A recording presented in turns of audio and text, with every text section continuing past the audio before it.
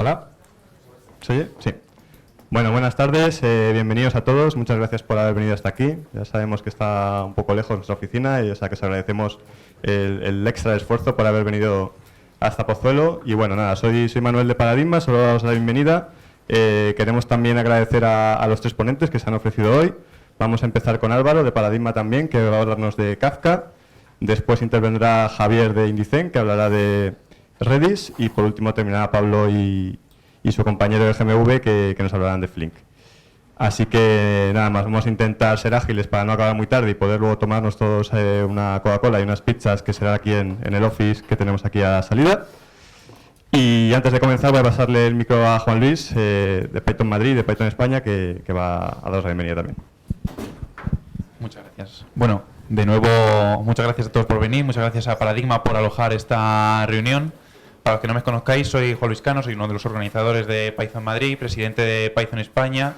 Y bueno, como veo que hay mucha gente nueva por aquí, me alegro de veros a todos. Nos reunimos una vez al mes, no siempre hablando de Big Data, también tengo que decirlo. Luego, si me dejas un momento al final, también comentaré algo sobre esto. Y simplemente comentar que los costes del Meetup los costea la Asociación Python España, que es una asociación sin ánimo de lucro que promueve el lenguaje por todo el país y que hace eventos, apoya a las comunidades locales. Así que si queréis algo más de información, o incluso mejor si queréis haceros socios, pues no dudéis en acercaros en cualquier momento y preguntarme. Así que nada, ya nada más y le dejo al ponente. Vale, pues buenas tardes y gracias por venir a Pozuelo. Bueno, voy a hablar un poco de Kafka, ¿vale? Una tecnología que he estado investigando en las últimas semanas. Así que, bueno, vamos a meternos un poco en harina ya directamente. Vale, lo primero que tuve en mente es ¿por qué Kafka, no? Parece que, bueno, tomaron ese nombre que es súper guay y tal, tras una muy ardua investigación de aproximadamente 5 minutos. Encontré solo un resultado en internet y entonces pues, se convirtió en una verdad universal totalmente este comentario que vi, ¿no?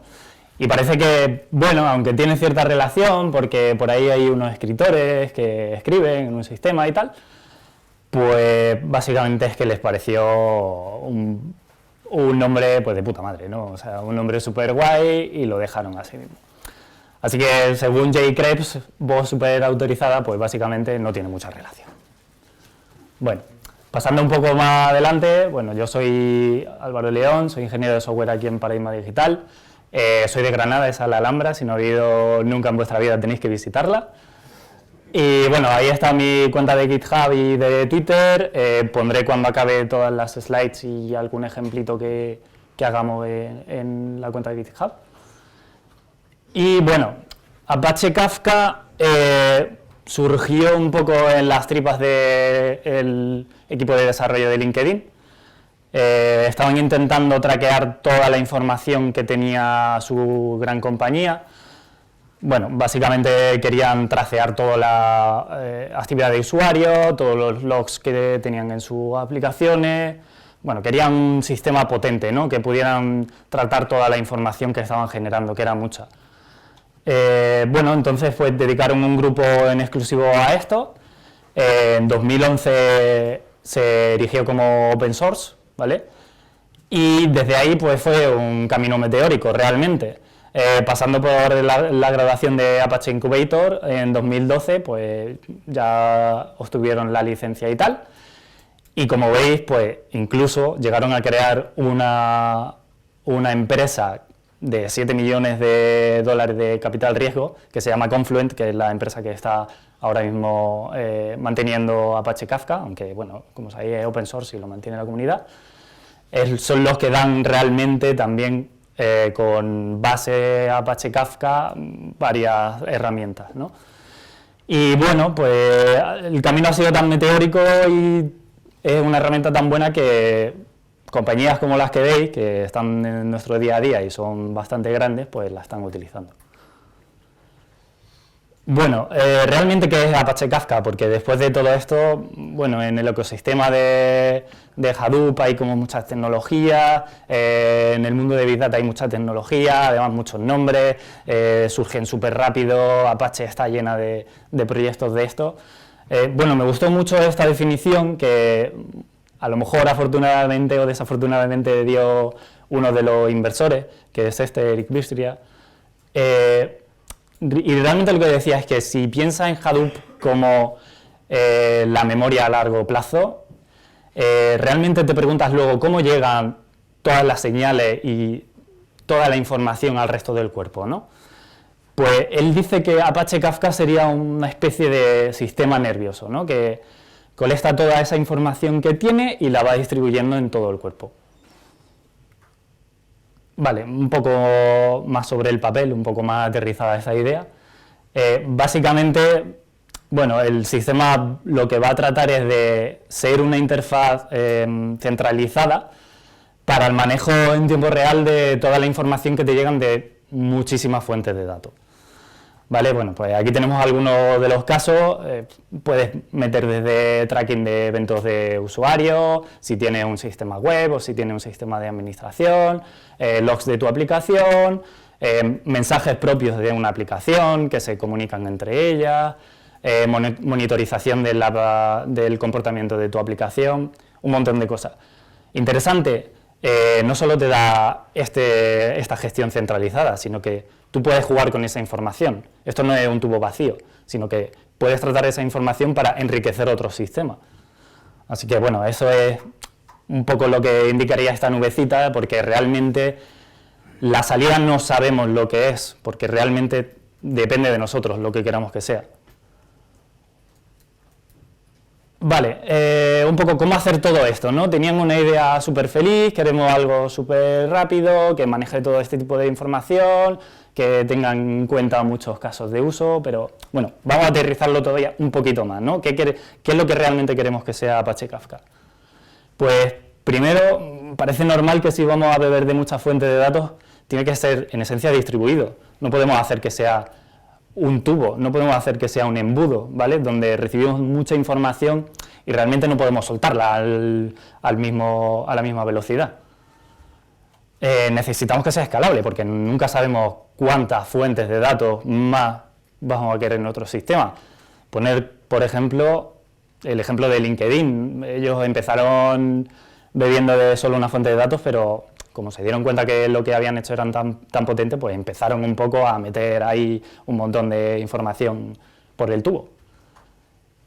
Por supuesto queremos que sea eficiente, porque no vamos a tardar más en tratar la información que realmente lo que tardaríamos en transmitirla sin ningún tratamiento. Y bueno, también ellos van un poquito más allá que algunos sistemas de mensajes tradicionales, y es que querían que fuese durable en inglés, y esto es una forma de pensar en que podemos recuperarnos ante fallos y que podemos ser un poco flexibles ante muchos lectores. Vale, bueno, los conceptos básicos de Apache Kafka son estos tres, básicamente. Tenemos productores, que van a producir información, evidentemente. Los productores son fuentes de datos, como lo hemos hablado antes, pueden ser de una naturaleza muy diversa. Tenemos los brokers, que serían directamente las instancias del clúster de Apache Kafka. Y tenemos consumidores, que son los que van a suscribirse a esos feeds de información, vamos a llamarlo, para leer toda la información que tenemos disponible. Extendiendo un poquito más esta idea y yendo un poquito más a cómo lo implementa Apache Kafka, estamos hablando del concepto de topics. Los topics son agregaciones de información, realmente. Estamos hablando de un montón de fuentes de datos muy diversas, y necesitamos una categorización de esa información para que luego los consumidores puedan acceder a ella de forma un poquito más ordenada. Entonces, bueno, Apache Kafka introduce este concepto de topic, donde un productor va a generar información sobre uno o más topics. Para darle un poco la cualidad de distribución, están pensando un poco en la cualidad de distribución, estamos ayudándonos del concepto de partición. Y bueno, el concepto de mensaje ya sabéis todo lo que es, la unidad única y más pequeña de información, de tratamiento y envío de información. Vale, esto nos da esas dos cualidades. ¿Por qué nos da la cualidad de distribución? Porque estamos hablando de que cada topic lo estamos partiendo. Entonces, no estamos partiendo de un modelo donde los productores se están enganchando a una cola para producir información sobre esa cola, sino que podemos distribuir el envío de mensajes, dependiendo de un topic, siempre, claro, sobre diversas colas. Y puede hacerse sobre diversas instancias de este broker, de este clúster de brokers de Kafka. Y escalabilidad, pues un poco por lo mismo. Si decidimos extender este clúster en cualquier momento, pues bastaría con definir otra partición de Kafka. Bueno, eso se va a hacer automáticamente en este caso, pero bueno, no había ningún problema y en el momento en el que la levantes, pues habría una partición disponible. Bueno, un poquito más allá. ¿Cómo se hace esto realmente? ¿Cómo se manejan las particiones? Hemos visto que hay particiones, que un topic puede tener distintas particiones en distintos brokers, que además hay distintos topics, esto parece un poco berenjenal, pero bueno, no es tan así, vamos a simplificarlo un poquito más, partiendo de un solo topic, que serían estas dos líneas de cuadritos en los dos brokers. Básicamente podemos distribuir todas estas particiones por los brokers y además, yendo un poquito más allá y yendo a una de las cualidades que habíamos hablado, podemos replicarla, buscando que la tolerancia a fallos sea verdadera. ¿Vale? En este caso hemos replicado en dos brokers de la misma partición, que tienen en este momento el mismo número de mensajes, no tiene por qué ser así, ya si queréis luego un poco más extensamente durante las pizzas hablamos sobre esto. Esto es lo que sería el factor de replicación, es cuántas veces puedo replicar mi partición dentro del clúster de brokers. Además, cada partición, como son todas iguales, cada partición replicada, como son todas iguales entre los distintos brokers, tendrá un líder y un seguidor. Este rol depende mucho para pensar luego cómo se están manteniendo las particiones en cada instancia. El líder va a controlar las escrituras, en este caso, o sea, un productor va a elegir solo una partición para escribir, y los followers van replicando de forma síncrona, de forma no acoplada, la partición líder. Ahí es donde nace un poco el concepto de ISR, que bueno, quiere decir in-sync réplicas, que sería algo parecido a qué réplicas de una partición están actualizadas, ¿no? Para decidir qué nodos del broker van a ser in-sync réplicas en este caso, pues se establecen un tipo de políticas de actualización y tal. Por ejemplo, en este caso, como os comentaba antes, tienen el mismo número de mensajes, pero podía ser que alguno de los seguidores se quedara un poco atrás, y dependiendo de la configuración que queramos dar, depende de lo atrás que esté, o depende de la periodicidad con la que está recibiendo el líder información de sus seguidores, pues uno de los brokers quedará fuera o no. Vale, eso nos da la propiedad de Darable en este caso. Vale, un poquito más en detalle, vamos a hablar de los productores de información. Básicamente los productores pues publican mensajes en un feed, que como hemos dicho está un poco asociado al concepto de topic, y escogen también las particiones en las que van a escribir. Esto está bastante bien porque estás desacoplando un poco la carga que estás teniendo en Apache Kafka, es decir, no tenemos que mantener todo este tipo de decisiones. Bueno, hay distintas políticas de elección de instancias para escribir por parte de un productor. Puede hacerlo desde mero round robin o si quieres puedes hacer un polling sobre todos los productores que tengas disponible en el in-sync réplica, bueno, es un poco up to you.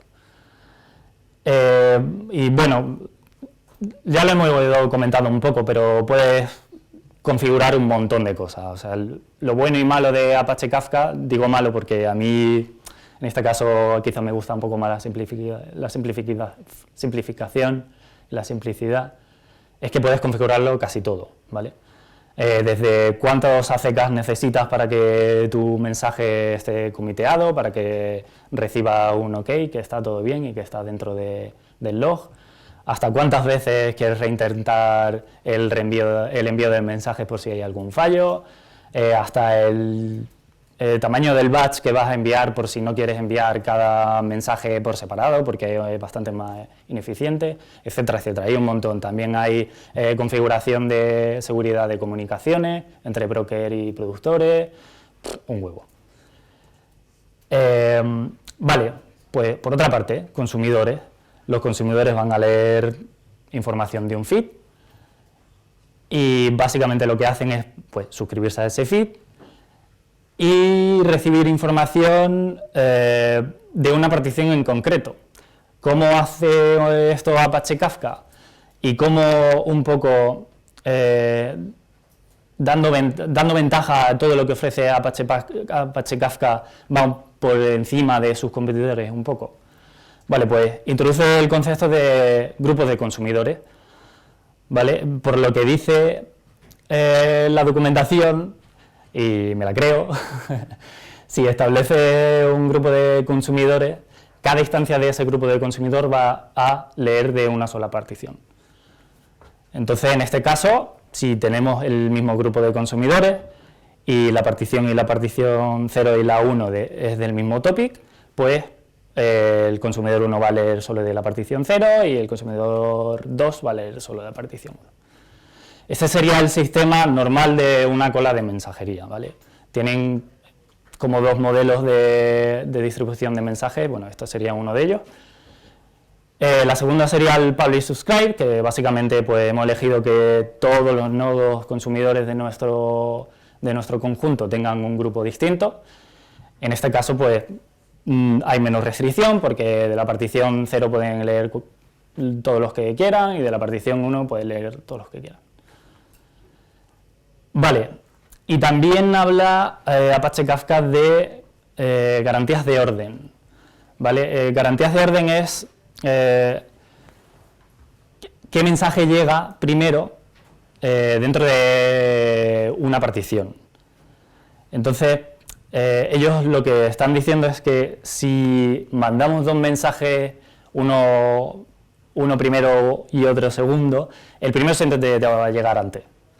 Vale, eso, bueno, pues si os dais un poco cuenta de conceptualmente cómo está montada Apache Kafka, pues es relativamente fácil dar garantías de esto.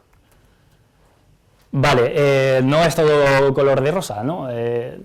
Claro, en un sistema de mensajería como este, pues se plantean algunos problemas. A veces tenemos como demasiadas entradas-salidas y a veces nos estamos perdiendo un poco. Si estamos fragmentándolo todo y estamos haciendo particiones, estamos atomizando todo el envío de mensajes, podemos pensar que estamos perdiendo demasiado tiempo en poner los mensajes dentro de la red. Bueno, incorporan el concepto de message sets donde los productores pueden aglomerar en un batch toda la información que tengan que mandar y en algún momento hacer un flush y quitársela de en medio y enviarla. Así puedes agregar mucho más información, siempre que esté dentro de un topic. Puedes agregar mucha más información y mandarla directamente a la red, que va a ser mucho más eficiente el envío. También incorporan compresión de datos, un poco siguiendo lo mismo, para que sea un poco más eficiente. Y establecen un estándar de envío, recepción y trasiego de datos, un formato binario estándar, para que no haya que hacer muchas modificaciones end-to-end entre productor y consumidor. Bueno, esto nos aseguraría la eficiencia. Bueno, vamos a aterrizar un poco ya en Python, que a lo mejor es lo que estáis deseando un poco más, de cómo chapurreamos todo esto, cómo le metemos mano desde Python.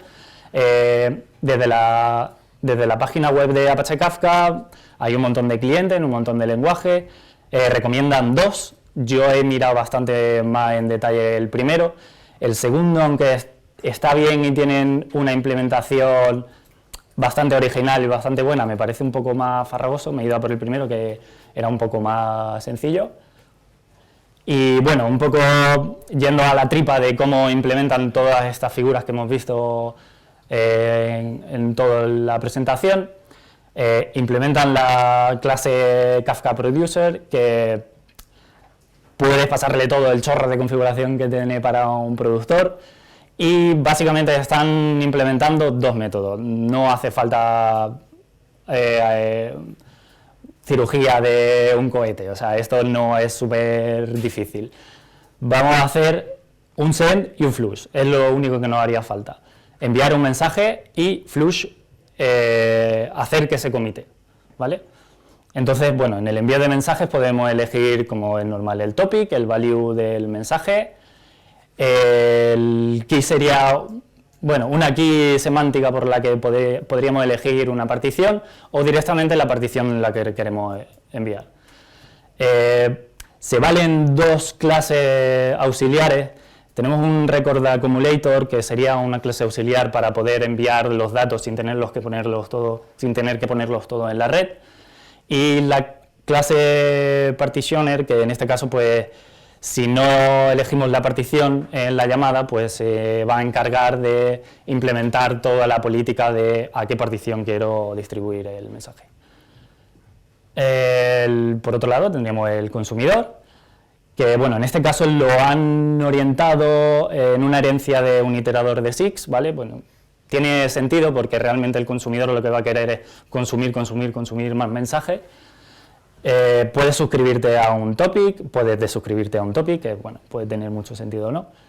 Puedes asignar el foco a una partición, puedes incluso buscar dentro de una partición dada un offset y puedes dar el commit a un mensaje.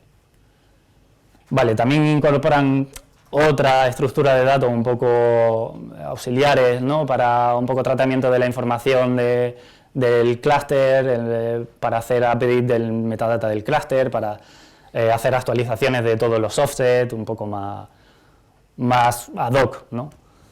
Y luego tendríamos el Consumer Coordinator, que es para coordinar un poco los in-sync réplicas, para un poco gestión interna de Apache. También le di un vistazo a la otra librería por dejar un poco huella de la que la estuve viendo. Es un poco más farragosa, ¿vale? Ellos lo plantean, tienen otro paradigma, tienen otro punto de vista, aunque sí que tienen una implementación de productor y de consumidor, es súper básica, tienen un método para producir en el productor y otro para consumir en el consumidor, y ellos lo plantean de una manera parecida a esto. Primero definen un cliente de Kafka un poco genérico. Desde ese cliente, dados los brokers, van a elegir uno de los topics, que básicamente te viene dado por la información que te da el clúster, y desde ahí pues empiezan a operar. O sea, el topic es un poco el punto de entrada para operar con productores y con consumidores. Bueno, hemos llegado un poco a el momento demo, así que tengo una pequeña demo y bueno, por cuestiones de tiempo me perdonáis, pero no es hiper mega sofisticada, pero bueno, básicamente tenemos un proceso que se va a dedicar a producir datos y otro a consumir datos. Primero vamos a echarle un vistazo. La implementación es con la primera librería. Bueno, tenemos ahí... ¿Puedes ampliar el tamaño del texto, por favor? Sí.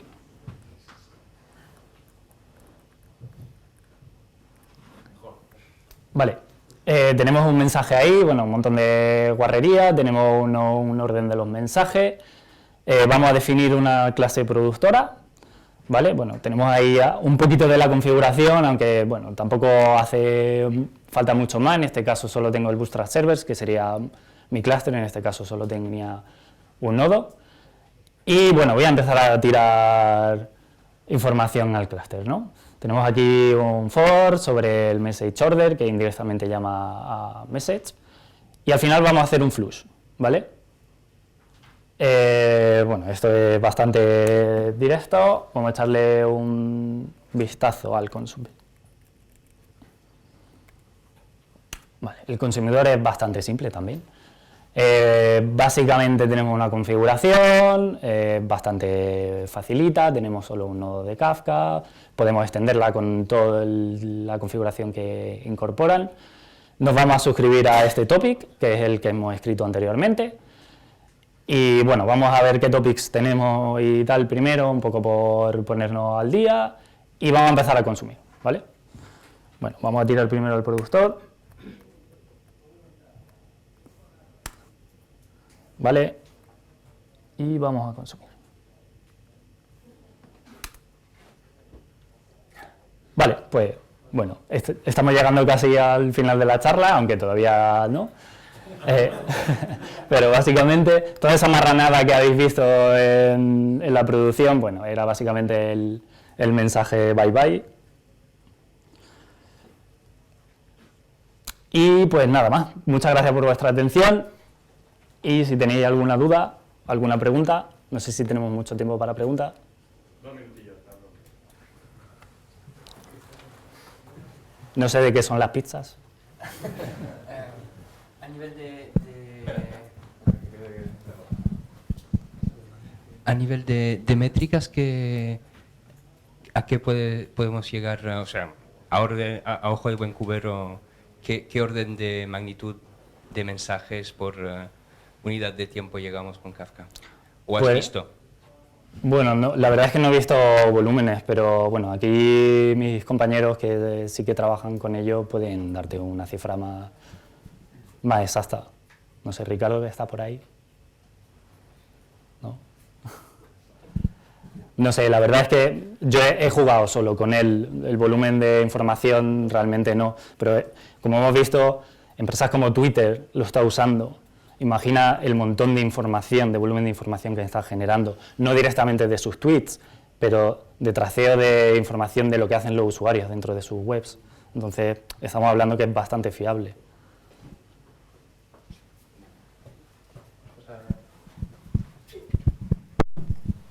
Sí, las dos librerías que has enseñado, que eran proyectos de GitHub, ¿tienen algo que ver con la empresa, por decirlo así, que se ha montado detrás de Kafka o no? ¿Son proyectos totalmente independientes? No, de hecho, bueno, Kafka tiene su cliente, que no sé si lo han desarrollado ellos, pero supongo.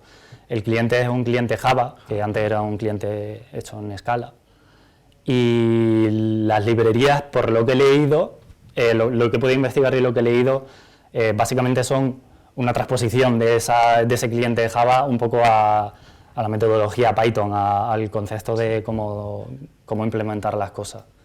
Sí, pero que a lo mejor para un tema de producción salirse de Java para Kafka todavía es un poco... No quiero decir, porque a lo mejor imagínate, si son proyectos de GitHub así de alguien... Hombre, yo te puedo asegurar... Si un upgrade de Kafka, como que no... Quiero decir que no hay un commitment ahí de que esas librerías están sincronizadas ni nada, ¿no? ¿Sabes?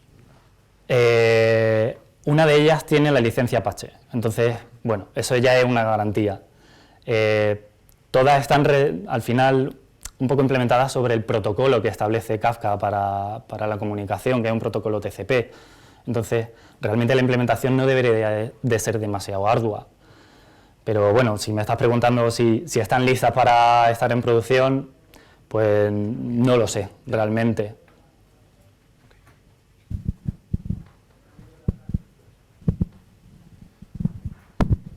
Bueno, vamos a dejar aquí la charla. Un aplauso para Álvaro.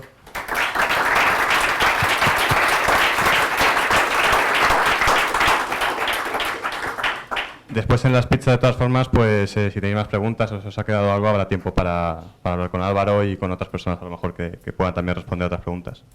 Y vamos a pasar a la segunda charla ya para agilizar. Vamos a hablar de Redis y para eso viene Javier de Indicen.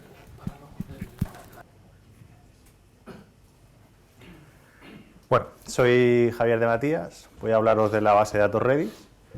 Es una base de datos sencillita y bueno, espero que con esta pequeña charla pues sepáis un poco cómo empezar a trabajar con ella, cómo podéis sacarle partido y también cómo utilizarla desde el mundo Python. Voy a hacer una pequeña introducción de qué es Redis y cuáles son los casos de uso típicos para los que se utiliza. Un poquito de código, de cómo podríamos escribir programas en Python que utilicen la base de datos Redis.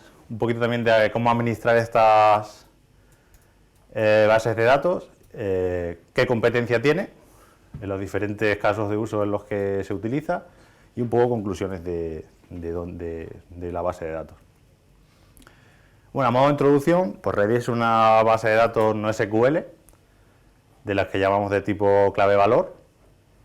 Fue creada por Salvatore Sanfilippo, que se puso a hacer una aplicación web que necesitaba hacer una consulta a una base de datos y se dio cuenta de que la base de datos no le daba suficiente velocidad para las necesidades de lo que pedía su web, y dijo, pues voy a aplicarme una base de datos que se almacenara en memoria y que fuera lo suficientemente rápido como para cachear resultados y utilizar para este tipo de cosas. Así surgió Redis. Entonces, ¿qué casos de uso son los recomendables para este tipo de base de datos? Pues como caché, o sea, pues el caso típico sería, se voy a cachear los 20 últimos elementos consultados en mi web. O el segundo caso, que también es uno de los más típicos, es como broker de mensajería, tanto con colas de mensaje como el típico paradigma de publicador-suscriptor. Un poco para que sepáis un poco cómo está implementado y por qué Redis es tan rápida. Bueno, primero de todo está implementada en C y tampoco es un código excesivamente complejo. Ya veis que, por ejemplo, a modo de ejemplo, la versión 2.2 ocupaba 20.000 líneas de código, tampoco es excesivo. Otra característica importante de la implementación es que es monohilo, está todo implementado en un solo hilo. Y su velocidad radica en que intenta, sobre todo, evitar bloquearse con llamadas al sistema. Evidentemente, como es en memoria, las paradas, el bloquearse por acceso a disco no es lo más común, y sí que trabaja muy bien con el manejo de sockets para no tener problemas de eso, de bloqueo y que, aunque sea monohilo, consiga velocidad suficiente. Por tanto, todas las operaciones, una característica importante de Redis es que todas las operaciones son atómicas, quiere decir, solamente se produce una operación al mismo tiempo en la implementación. Es decir, de todos los comandos que tiene Redis para manejo de datos, pues sabes que en un determinado momento solo se está ejecutando uno. Evidentemente, esto no quiere decir que tengamos que hacer siempre operaciones sencillas, también podemos componer operaciones, ya veremos luego cómo se pueden componer para que no sea una operación atómica, no sea exactamente la llamada de un comando. ¿Qué tipo de datos puede almacenar Redis? Evidentemente, Redis, cuando decimos base de datos clave-valor, no quiere decir que sea un diccionario, es decir, una clave y valor cualquier cosa, sino que los tipos de datos pues, son muy variados. Pues los típicos, como una cadena de texto, ese sería el más sencillo, el que cualquiera se le ocurriría, pero también pues tenemos listas, conjuntos, hash. Un hash sería un diccionario, o sea, podemos tener asociado a una clave otro diccionario, o sea, tenemos un diccionario. Y también es típico los publicadores, los elementos para tener un publicador suscriptor. Cuando instalamos Redis, ¿qué tendríamos? Bueno, pues si instalamos Redis en nuestro equipo, tendríamos por un lado un servidor que escuchará en un puerto, por ejemplo, ahí veis que está escuchando en el 6379, y también se nos instalaría un programa cliente, desde el que podemos ya ejecutar los comandos de Redis sin necesidad de hacer ningún programa. Por ejemplo, bueno, aquí os he puesto una dirección porque si queréis probar Redis sin instalarlo, en esa web podéis acceder a una consola como esta y podéis probar los comandos de los que dispone una base de datos de este tipo. Entonces, en esa consola pues podríamos empezar a escribir comandos. Para que veáis algún ejemplo, imaginaos, para manejo de cadena. Con el comando set, podemos decir, bueno, pues el comando set, almacéname con la clave cadena, una cadena que se llame hola mundo. Ejecuto el comando y me dice, ok, lo he ejecutado. Si yo hago get cadena, pues obtengo hola mundo. También puedo borrar la cadena y claro, cuando vuelvo a hacer get cadena me dice, ya no existe. Esto sería el caso más básico. También podemos hacer lo mismo con listas, ¿no? Podemos introducir cosas en la lista, por ejemplo, rpush es introdúceme por la derecha. Introducimos el elemento 1, el 2 y luego hago un pop para sacar por la izquierda. Lpop, lista. Y me sacaría el elemento que almacenamos a la izquierda. También podríamos, como os he dicho antes, manejo de hash. O sea, me creo un diccionario, pues me digo hset dict, o sea, esa va a ser la clave de mi diccionario. Y luego dentro de ahí quiero que con la clave 1 me guardes el valor 1. Si yo digo, obténme de mi diccionario la clave 1, pues me diría valor 1. Ese sería el manejo de los tipos básicos. También os dije antes que, aunque es monohilo y solo se ejecutaba un comando al mismo tiempo, podemos hacer que una serie de comandos se ejecuten todos juntos. Para eso Redis nos da, pone a nuestra disposición las transacciones. Por ejemplo, aquí he dicho, pues utilizo el comando multi para decir voy a empezar una transacción, me creo una variable que sea mi variable, la pongo el valor 2, la incremento y luego tengo el valor. Esas tres operaciones irían todas juntas en la transacción, de forma que cuando yo haga exec, pues ejecutarán las tres al mismo tiempo. O sea, me aseguro que durante esa transacción ninguna otra operación se va a hacer con esa variable, por ejemplo. Bueno, evidentemente está muy bien el cliente de Redis, pero lo que queremos es programar algo que utilice ese código esa base de datos. Hay un montón de clientes de Redis para todos estos lenguajes que veis aquí, para casi todos los que se os ocurra. Concretamente para Python, voy a hablaros de Redis Py, aunque hay varios, este es el que quizás sea más maduro y el que más se utiliza dentro de la comunidad de Redis. Os he puesto aquí un par de enlaces para que veáis que el proyecto de GitHub y en PyPy. Y bueno, instalarlo, pues tenéis pip install Redis y instalaréis el cliente. Hay un si hacéis pip install Redis, os instaláis la versión plenamente Python, o puramente Python, pero hay también una versión implementada en C que es High Redis. La interfaz sería la misma.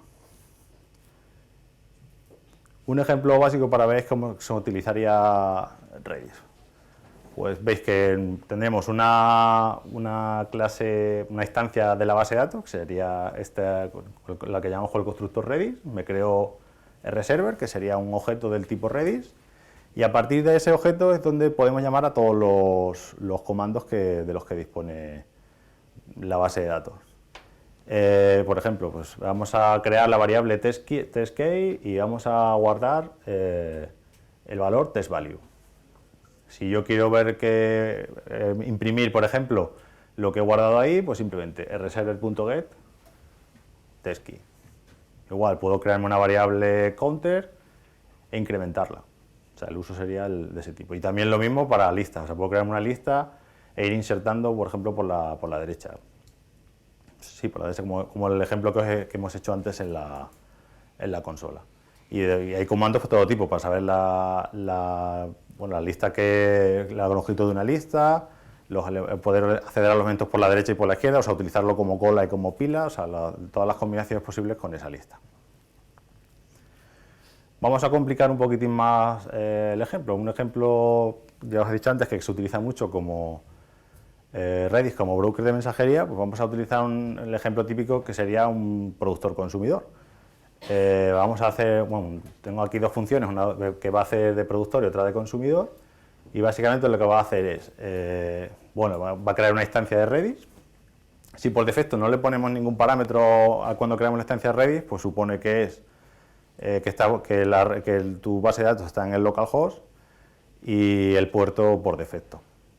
Entonces me abro un cliente de esa base de datos y voy a, por ejemplo, el productor va a introducir un mensaje en la cola y el consumidor va a ir a la cola, va a leer y va a mostrarlo. Entonces yo, si ejecutara las dos funciones,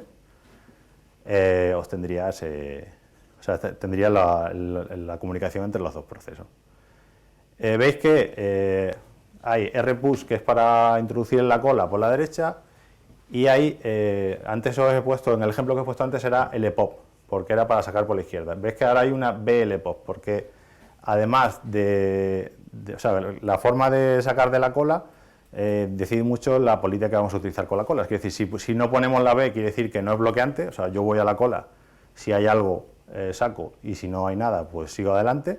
Pero si llamamos a blepop, pues lo que estamos diciendo es que queremos bloquearnos hasta que haya algo en la cola. O sea, en este caso, por ejemplo, lo primero que se ejecutaría en el main es un consumidor, y entonces el consumidor se quedaría bloqueado hasta que yo llame al productor y se ejecute el código del productor y introduzca algo en la cola. Entonces, cuando el productor introduzca algo en la cola, el consumidor lo leerá. Ese sería el primer ejemplo típico de como broker de la mensajería, y el segundo sería un publicador suscriptor, que funcionaría un poco como lo que ha explicado el compañero para Kafka. O sea, tendríamos alguien que, nos suscribiríamos al publicador suscriptor, a un conjunto de, bueno, aquí lo llamamos channels, o sea, una serie de canales, y lo que hago es, si me suscribo a ese publicador suscriptor, cuando reciba algo, tendré que decirle que quiero hacer una determinada acción. O sea, por ejemplo, aquí escucharé si lo que recibo, por ejemplo, es, veis que le envío dos tipos de mensajes. Si le mando un test, no pasa nada. Si mando un kill, o sea, le mando este tipo de mensaje, no pasaría nada. Si mando un kill, paro. Entonces yo estaría escuchando en el publicador suscriptor hasta que obtenga la palabra kill y haría el trabajo pertinente. Estos serían los dos casos típicos de broker de la mensajería. Evidentemente, podemos utilizar Redis de esta forma, pero también es muy típico el uso de Redis con otras plataformas que nos hacen, sobre todo cuando vamos a trabajar con colas, pero de trabajo, colas de jobs. También hay un par de librerías que son muy interesantes, aunque no me voy a meter un poco a explicar de cada, pero sí que sepáis que para utilizar Redis pues tenéis RQ y Celery. Son dos tipos de implementaciones que nos permiten, teniendo Redis por debajo, implementar colas de trabajo, o sea, colas de tareas. Celery está mucho más pensada para RabbitMQ, para utilizar RabbitMQ como cola de mensajería, pero se puede utilizar Redis y da bastante buenos resultados.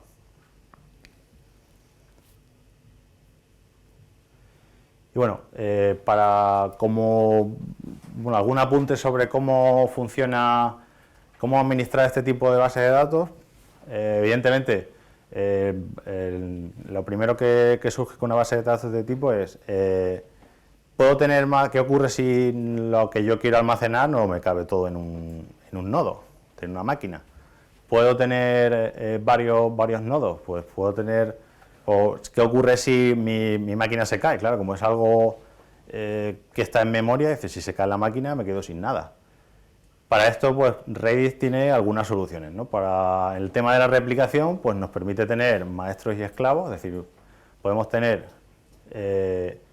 un maestro y varios esclavos, y tiene una replicación asíncrona, es decir, no podemos asegurar que la copia que hay de los datos en un maestro y un esclavo es completamente igual en cada instante. Y también es no bloqueante, es decir, desde el punto de vista del maestro y del esclavo, la replicación no va a parar el proceso de este tipo de colas o este tipo de base de datos. En cuanto a persistencia, es decir, ¿qué ocurre si mi máquina cae y me quedo sin nada? Bueno, también para esto hay algunas soluciones de Redis, por ejemplo. Podemos almacenar, digamos, snapshots de los datos. Imaginaos que queremos, pues yo qué sé, cada 5 minutos voy a guardar un estado de mi base de datos, por si acaso se cae, pues por lo menos levantar a partir de ese momento. Evidentemente, ese intervalo de tiempo hay que seleccionarlo pensando en que no nos quedemos sin datos, pero tampoco que tengamos que utilizar, que sea muy intensivo el uso del disco. Si ponemos cada muy poco tiempo la persistencia, vamos a conseguir que la facilidad, la rapidez que conseguimos con Redis la perdamos en ese momento. También podemos hacer otra persistencia, que es la de registrar solamente las escrituras. Si solamente registramos las escrituras, en caso de que caiga, y podemos a partir de esas escrituras podemos levantar el estado que teníamos de Redis y no nos quedaremos sin ningún dato. Y luego, por supuesto, está la persistencia deshabilitada, es decir, sin no tener ningún tipo de persistencia, si se cae la base de datos, pues tengo que volver me quedo con la base de datos vacía. O sea, el problema típico de una caché. O sea, tendría que volver empezaría, cuando arrancara de nuevo la base de datos, tendría fallos, y hasta que volviera a rellenar un poco esa caché y empezaría a dar resultados positivos. Y Y bueno, también luego hay combinaciones de esas dos persistencias. Uno de los problemas también que se encuentra mucho en la base de datos Redis es particionar, o sea, el sharding, ¿no? Es decir, cómo puedo, si yo escalo en varias máquinas, cómo divido los datos, porque Redis no está demasiado pensado para eso. Entonces, la forma de conseguirlo, hay varias soluciones. Una puede ser el hashing, es decir, desde el lado del cliente decir, bueno, si, por ejemplo, las claves pares las llevo a un equipo, las impares las llevo a otro, y dividir un poco la carga entre diferentes máquinas. Y también hay alguna cosilla como por ejemplo Twin Proxy, que es un proxy que sigue el protocolo Redis y permite un poco hacer estas particiones, ¿no? Es una implementación hecha, perdón, es una implementación hecha en C, que es bastante rápida y ligera, y hace un poco de proxy entre los clientes y las instancias Redis, de forma que nosotros escribimos como si fuera una única instancia de Redis y él es el que se preocupa de balancear la carga y de dividir un poco el almacenamiento entre los diferentes nodos que formen nuestro clúster de Redis. Funciona bastante bien y permite de forma sencilla añadir y eliminar instancias para el trabajo con clústeres más o menos grandes. Y bueno, voy a hablar un poquito de cuál es la competencia de Redis, porque siempre es importante a la hora de hablar de una base de datos decir, bueno, ¿quién compite con ella? ¿Quién puede hacerle sombra o quién puede proponernos otras soluciones? La he intentado dividir un poco en las dos vertientes de casos de uso de Redis. Por un lado, como caché, ¿qué podría haber parecido? Bueno, similar a Redis como caché estaría MenCachd, aunque Redis es más que eso. O sea, MenCachd tú tienes un almacenamiento muy básico, sin embargo Redis tienes un almacenamiento mucho más estructurado. No almacenas solamente cadenas en un diccionario, sino que puedes almacenar, como hemos visto, listas, diccionarios, puedes estructurar un poquito más los datos que no simplemente guardar ahí, pues yo qué sé, un fragmento de HTML que quieres cachear o simplemente un usuario y una contraseña del usuario de tu web.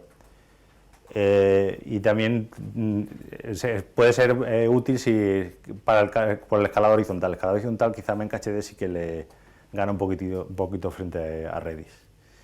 Y luego, frente a la competencia que tiene como broker de mensajería, sí que es verdad que, bueno, aquí he puesto tres ejemplos, uno más sencillo como RabbitMQ y otros más pensados a gran escala, y es verdad que todos ellos son mejores que Redis. O sea, que decir, Redis te ofrece como broker de mensajería, está bien, es sencillo, es rápido, pero no te permite hacer ni tantas cosas como RabbitMQ ni llega al volumen de datos que puede mover un Apache Kafka. Pero por lo que decía, porque también no puedes hacer clústeres demasiado grandes, tienes que implementarte tus métodos para dividir todo eso, el replicar no es tan sencillo, entonces, como te decía, como broker de mensajería, no es lo mejor. Sí que es verdad que puede ser una buena solución como híbrido de las dos cosas, pero no es la mejor o sea, es la mejor en muy pocas comparativas. Bueno, a modo de ilustración, hay por ahí alguna cosa más o menos académica, como es FoundationDB, que es un intento a base de bases de datos clave-valor, montar sistemas de bases de datos más complejos. Pero bueno, es algo, ya digo, muy anecdótico porque ni tiene una implementación que se esté utilizando ni se le puede considerar competencia, porque no es algo más académico que práctico. Y bueno, un poco como resumen de conclusiones, pues bueno, si lo pensamos un poco lo evaluamos como evaluamos cualquier base de datos, decimos, bueno, no puedo migrar, o sea, no es una base de datos al uso, o sea, no puedo migrar mi base de datos a Redis, no es algo... es otra cosa, ¿no? Tampoco puedo utilizar SQL. No está diseñada para usar disco. Ya hemos visto que podemos hacer persistencia, pero tampoco no está pensada para eso, está pensada para algo en memoria. No puedo hacer sharding, no puedo hacer big data. Y dice, bueno, entonces ¿para qué voy a utilizar esto? No hay nada bueno. Pero bueno, alguna cosilla hay, ¿no? Y yo creo que es que, bueno, es rápida y ligera, o sea, se monta rápido y funciona bastante bien. Está preparada para una gran variedad de casos de uso, muchos de caché y, bueno, bastantes como broker de mensajería. Hay muchas librerías y soluciones de software para utilizarla, o sea, es una bastante común. Hay distribuciones comerciales, es decir, hay alguna empresa que da soporte para Redis, alguna empresa vende soluciones comerciales y además Redis está disponible también para utilizarla en la nube con Amazon o con los típicos competidores y no tiene un competidor tan versátil como ella. Entonces yo creo que puede ser una buena solución, eso como decimos, un híbrido de todas las que conocemos. Y nada más, esto es todo. Si tenéis alguna pregunta.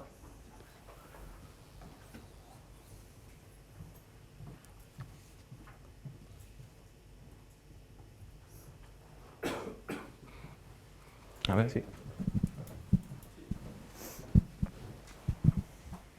Bueno, una pregunta muy genérica por lo que has contado, un poco esta filosofía de cola de mensajes y demás, podríamos comparar a lo mejor con Kafka, si tienes alguna idea de si no tienen nada que ver los sistemas o si uno va a ir mejor para unas cosas y otro para otras. El uso es, digamos, que sería el mismo, como cola de mensajería, pero la escala a la que puede llegar una y otro es completamente diferente. O sea, Kafka es para un entorno plenamente Big Data, por decirlo así, y Redis es algo más para andar por casa, o sea, para algo más sencillo y para, por ejemplo, imagina que quieres implementar tienes un front de web para tu web y tienes un backend que hace una serie de operaciones, pues Redis te puede valer para intercambio de mensajes entre las dos partes.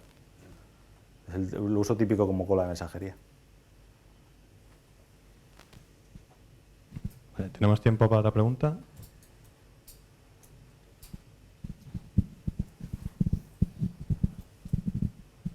Entonces esto no es precisamente una base de datos que le puedes hacer un select ni nada por el estilo, ¿no? No, es más un almacenamiento rápido, o sea, un almacenamiento en memoria y que sea lo suficiente ágil como para que sea rápido y que puedas cachar resultados o que sea intermediario entre dos procesos o entre dos componentes de tu arquitectura. El uso típico de Redis es ese.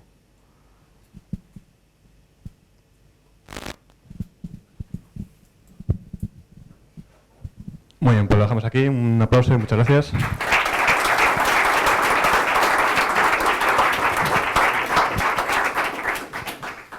Y vamos a dar paso a la última charla de hoy, Pablo de GMV, que va a hablarnos de Flink. Aprovecho que si alguno tiene que ir al baño o queréis un poco de agua, tenemos agua en el office, que está aquí a la salida, y el baño está donde los ascensores. Si alguno quiere aprovechar estos 2 minutos. Buenas, se me escucha, ¿no? Vale. Buenas tardes a todos. Bueno, soy Pablo González de GMV.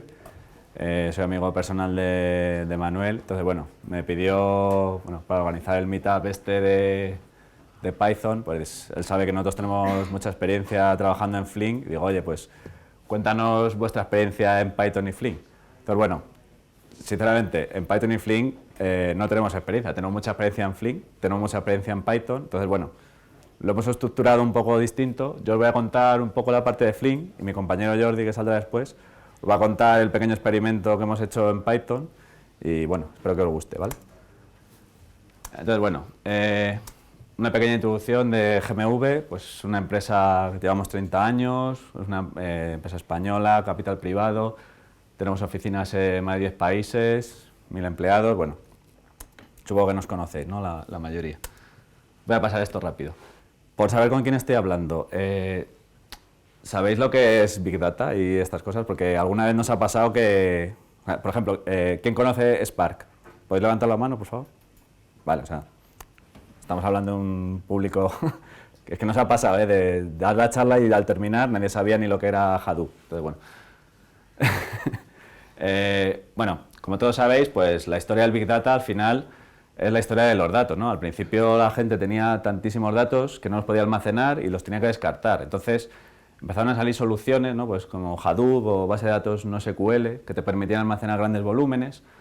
Luego, claro, los tienes almacenados, pero quieres hacer algo, ¿no? Con ellos. Entonces empiezan a salir soluciones como HBase, Hive, Pix. Pero claro, quieres un poquito más siempre, ¿no? Y empiezan a salir soluciones como Spark, que te permiten hacer procesamiento de grandes volúmenes de datos, pero es que en realidad lo que está pasando es que si tienes tantos datos, seguramente es porque te están llegando constantemente, ¿no? En un formato de flujo de la información. Entonces ahí aparecen tecnologías como Apache Storm y Apache Flink, que es la que vamos a contar hoy, ¿vale?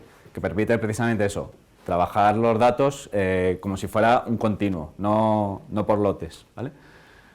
Entonces, bueno, la arquitectura típica de una plataforma Big Data, bueno, tenemos la parte de adquisición, ¿no? Que, bueno, aquí estarían tecnologías como la que os han contado de Kafka, pero bueno, también tenemos Flume, Scoop, tenemos otra parte para servir la información, ¿no? Pues típicamente base de datos, a lo mejor algún Redis incluso, y luego la parte de procesamiento, que es donde entran las grandes, ¿no? Flink, Spark y Storm. Entonces, bueno, nosotros nos vamos a centrar un poco en esta parte, ¿vale? Estas otras dos ya os la dejo para otro día. ¿Cómo se despliega todo esto? Pues al final estamos hablando de clústeres y clústeres de clústeres, ¿no? Pues, aquí tenemos pues, una arquitectura típica. Imaginaos, tenemos la parte de adquisición, pues tenemos nuestro clúster de Kafka con 3 o 4 nodos de Kafka. Tenemos nuestro clúster de HDFS y de Flink, donde se procesan todos los datos que van llegando del Kafka. Y podríamos tener un clúster de Cassandra, donde vamos a ir guardando toda la información ya procesada, ¿vale? Entonces, ¿por qué Apache Flink, ¿no? ¿De dónde viene todo esto? Pues Apache Flink, bueno, aparte de ser una tecnología europea, por cierto, no americana, una de las pocas, ¿vale?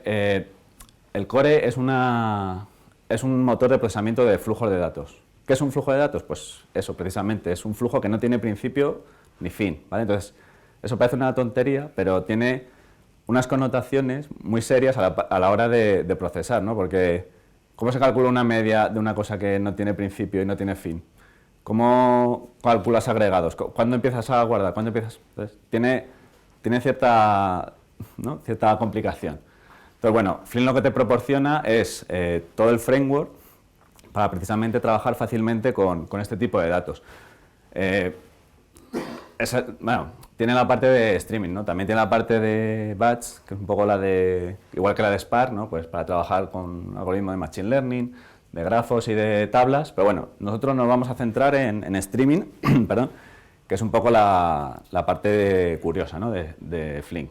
Entonces, por ejemplo, tiene una cosa muy útil, que es que te permite definir fácilmente ventanas temporales. Entonces, si os imagináis que esto de arriba es el flujo de datos que van llegando, ¿no? Y va pasando el tiempo, pues de una manera muy sencilla, aquí tenéis el código en Scala, perdón, que luego veréis por qué está en Scala y no está en Python.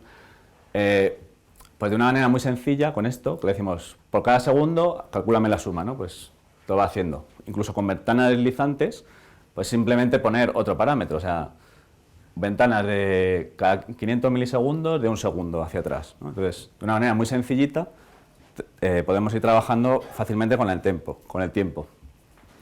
Incluso podemos trabajar cosas un poco más complejas, porque bueno, normalmente, imaginaos la típica aplicación de IoT, que van llegando eventos con claves y con datos asociados. Entonces, bueno, de una manera también muy sencilla, aquí lo veis, simplemente diciéndole que me los agrupe por uno de los campos, pues yo puedo definir ventanas y cuadrarlas en tiempos, o sea, de una forma muy sencilla, y todo esto de manera distribuida. O sea, yo no me tengo que preocupar de qué dato va a dónde, ni qué tiempo hay en cada máquina, ni nada, ¿vale? O sea, muy sencillo. También nos da otras herramientas, ¿no? Por así decirlo, a la hora de procesar las ventanas, porque, bueno, imaginaos que estamos procesando un stream de datos y de repente nos llega una A en mitad, pues, joder, yo no necesito esperar hasta aquí a que me digas, este ya no vale porque venía una A. O sea, me permite tener herramientas para ir procesando uno a uno también los datos. Incluso decir, pues mira, los triggers, cuando llega una A aquí, no continúes. O al revés, oye, si me estoy pasando si me van llegando muchos 9, como en este caso, pues evalúalo ya, no te esperes al final, porque ya quiero saber el resultado, ¿no? O incluso, aquí también podemos decir, pues mira, antes de pasarme las ventanas, con un evictor de estos, quítame los números negativos, o sea, abstráeme de ese tipo de complejidades, ¿no? Son ejemplos, o sea, la lógica de los filtros lo puedes definir tú como quieras.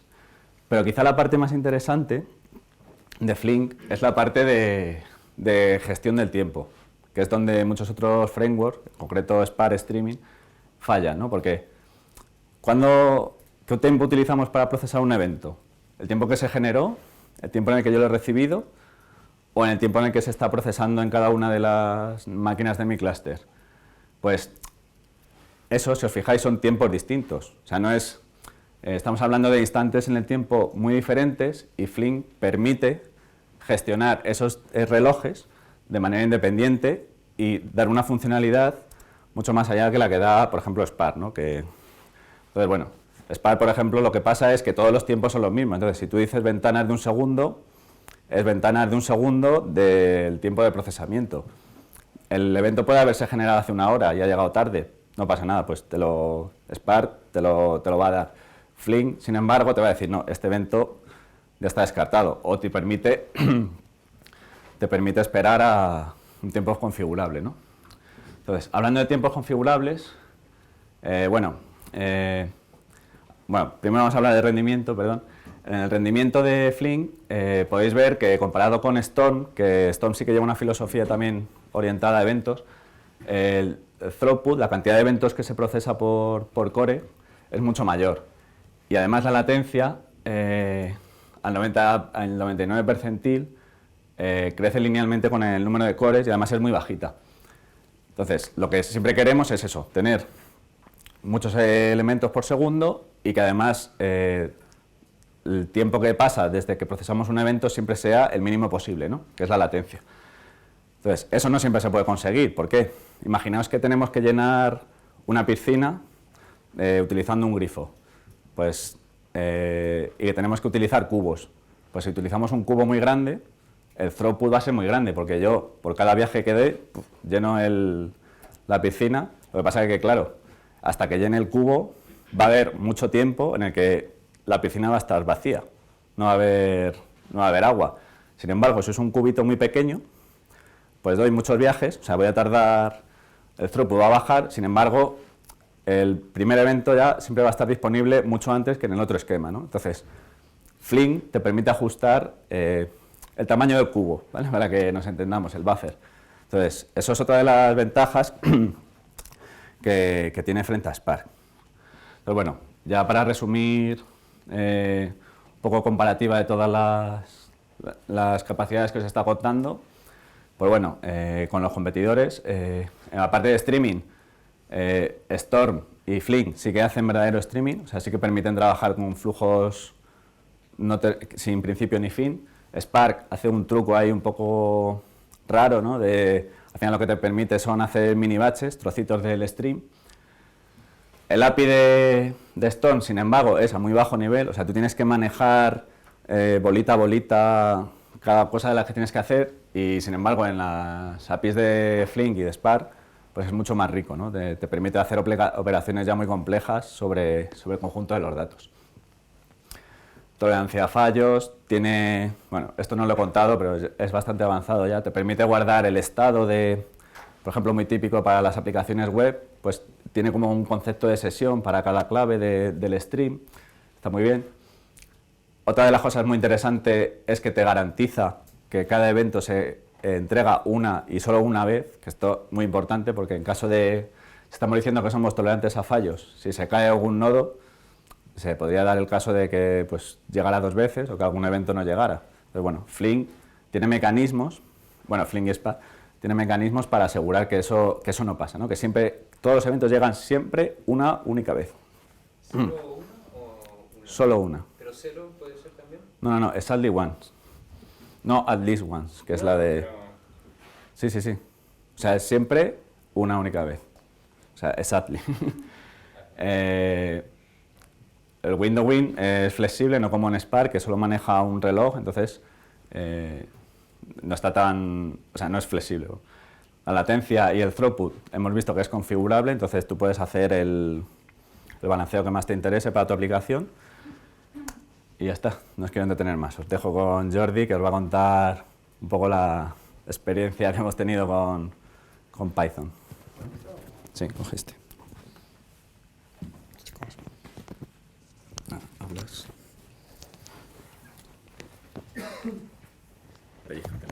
Sí. Así está. Sí, sí. Vale.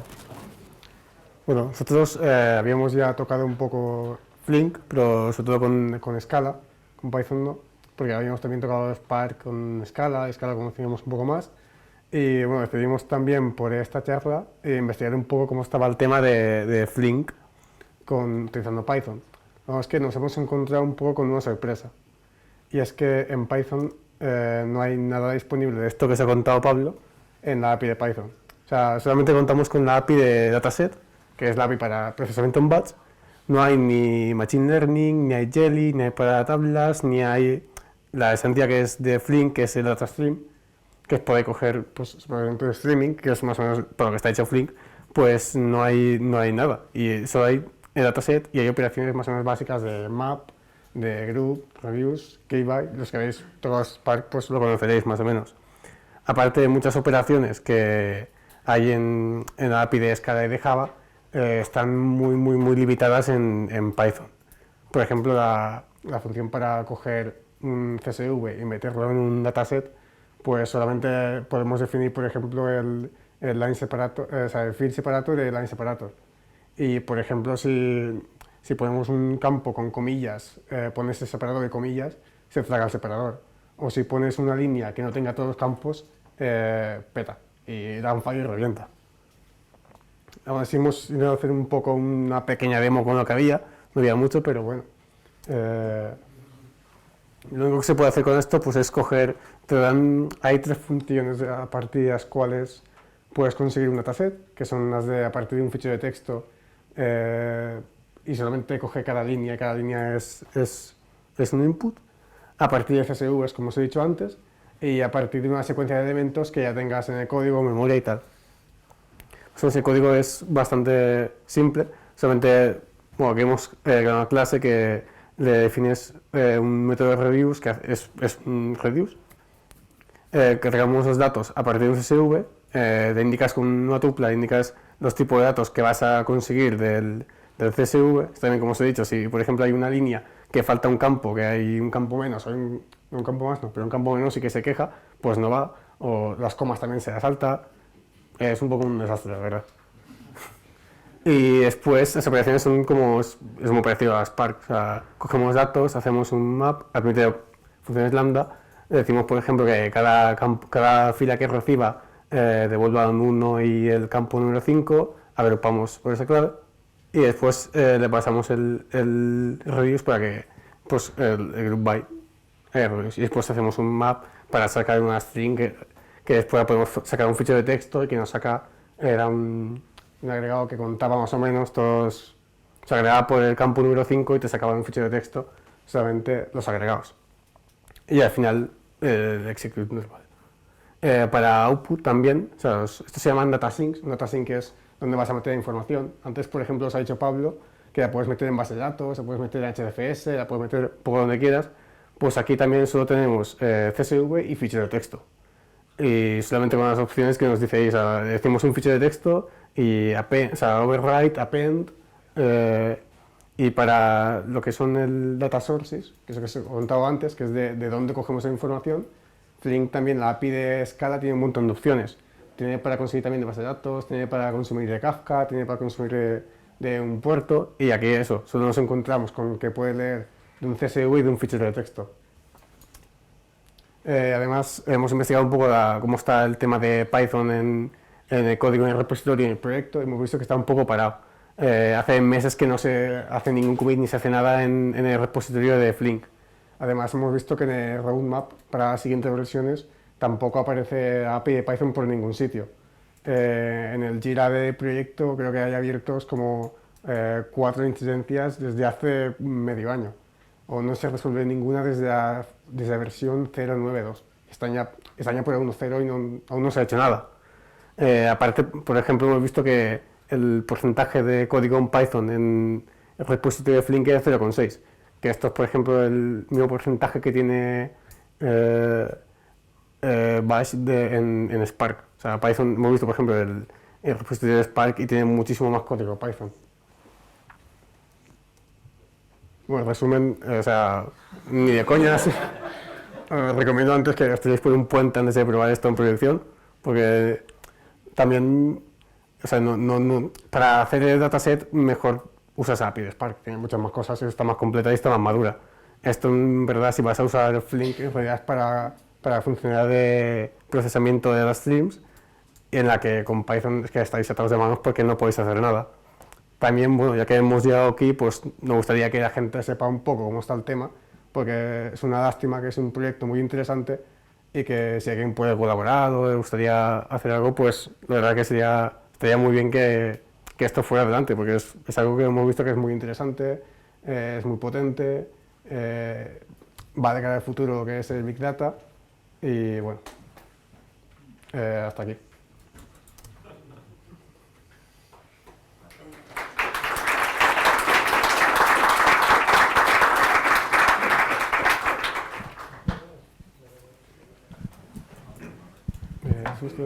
Buenas, yo quería preguntaros por el tema de lo del soporte a Python, pues mi experiencia yo la que he tenido con Flink he tenido algo con Dataflow de Google.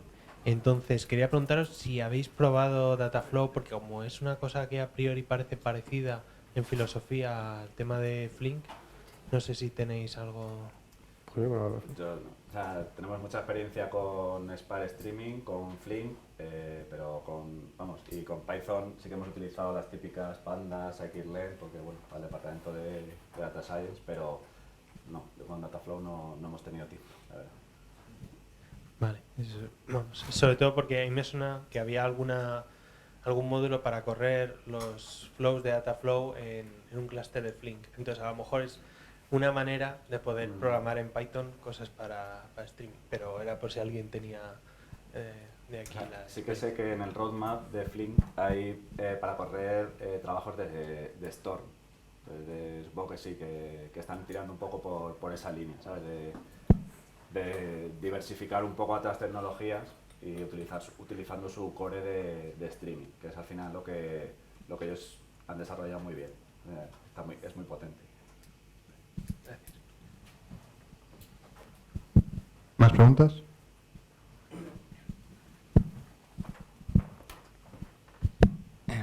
Muy interesante la comparativa entre Storm, Spark y Flink, pero quisiera saber si detrás de esta imagen, bueno, básicamente es cuando veo esta comparativa no sé por qué alguien está utilizando otra cosa que Flink. Entonces, ahí está mi pregunta. Mira, si me permites, sabía que ibas a hacer esta pregunta.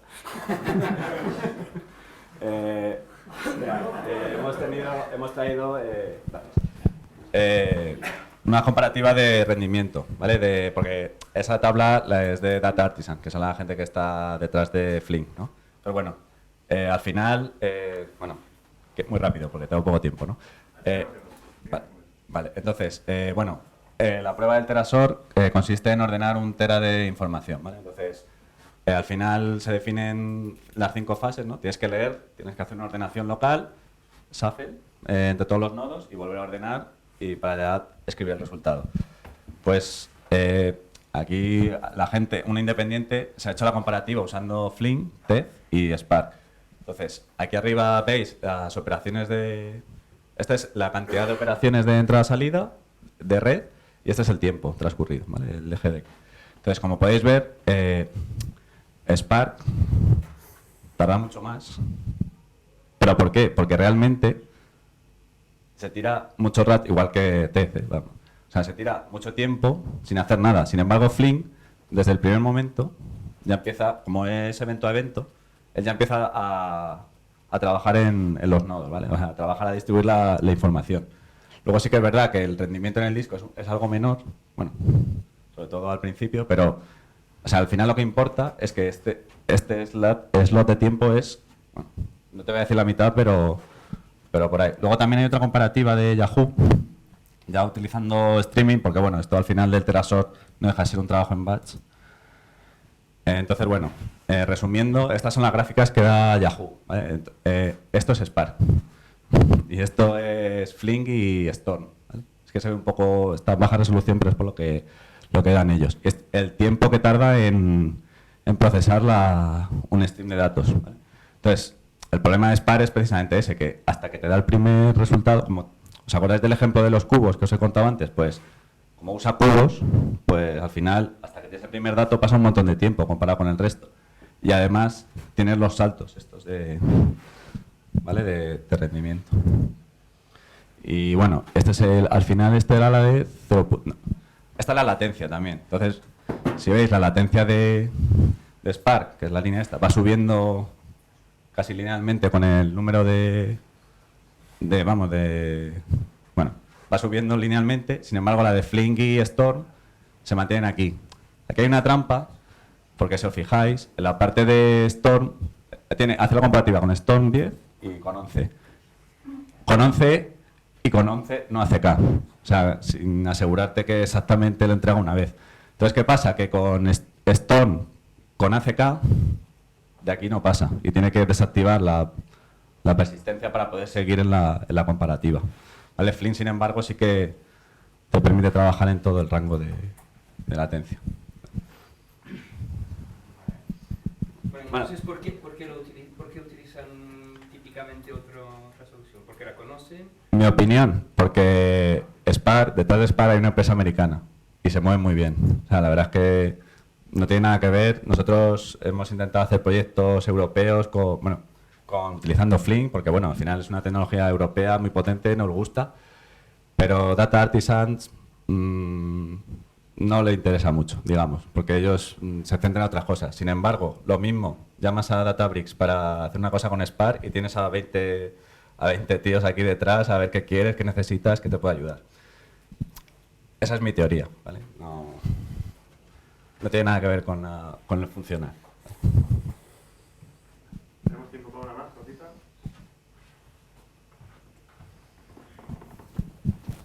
¿No? Pues nada, muchas gracias.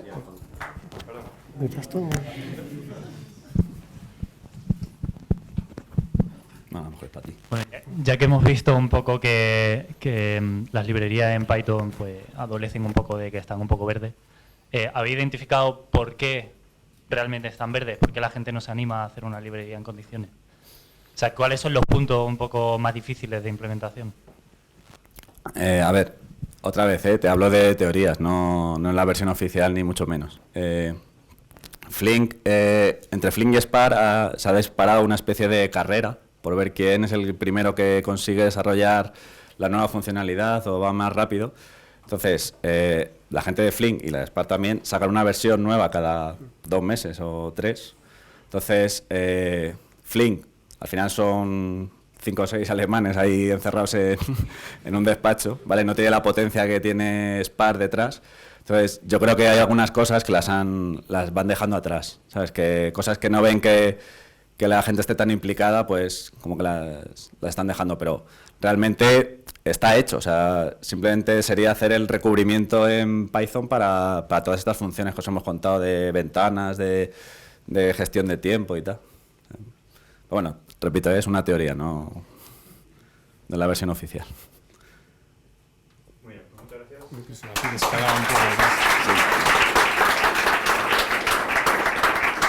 Vale, pues lo dejamos aquí. Me dicen que ya han llegado las pizzas, así que ahora todo el que quiera puede pasar al office y seguimos hablando ahí. Muchas gracias por venir.